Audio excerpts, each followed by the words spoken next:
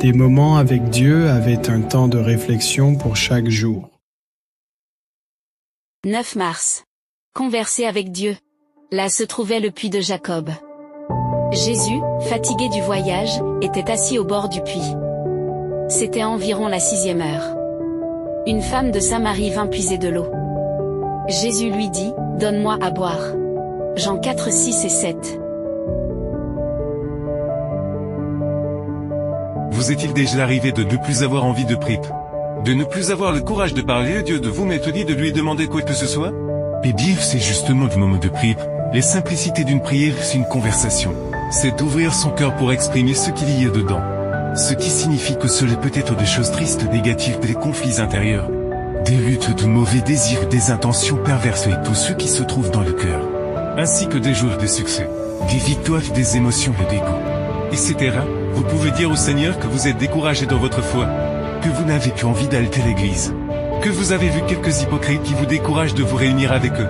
Car si vous ne commencez pas par énumérer les choses qui vous découragent, vous ne pourrez être dans un meilleur état d'esprit pour ensuite présenter une prière de gratitude, de louange, d'intercession pour les autres. Lorsque nous parlons à Dieu, il ne faut qu'être générique et raconter les choses de manière ponctuelle. Disant béniment.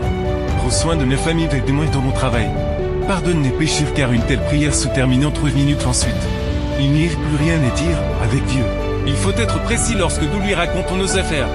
Car c'est ainsi que nous lui ouvrons notre cœur et que nous le considérons comme un ami qui peut nous écouter. Quel privilège que de pouvoir prier. Raconter chaque détail de notre vie à quelqu'un qui peut dominer l'univers tout entier, et qui est en même temps très proche de nous, à nos côtés. Lorsque le découragement nous accable, lorsque la tristesse nous oppresse, ou lorsque la joie accélère nos battements de cœur, la prière doit continuer à être utilisée pour rester en contact avec le Dieu infini.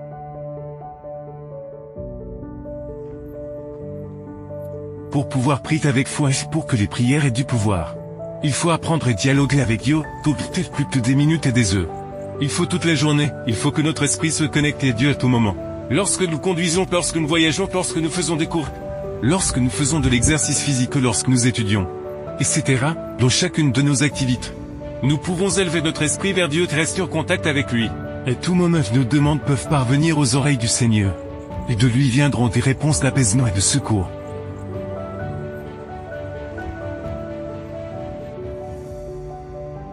Demandez à Dieu de faire pour vous ce que vous ne pouvez faire seul. Confiez tout à Jésus.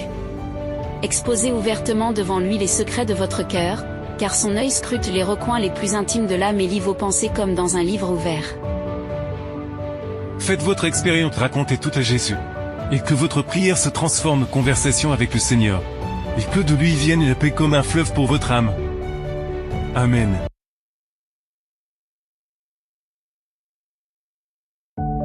Merci pour écouter cet audio.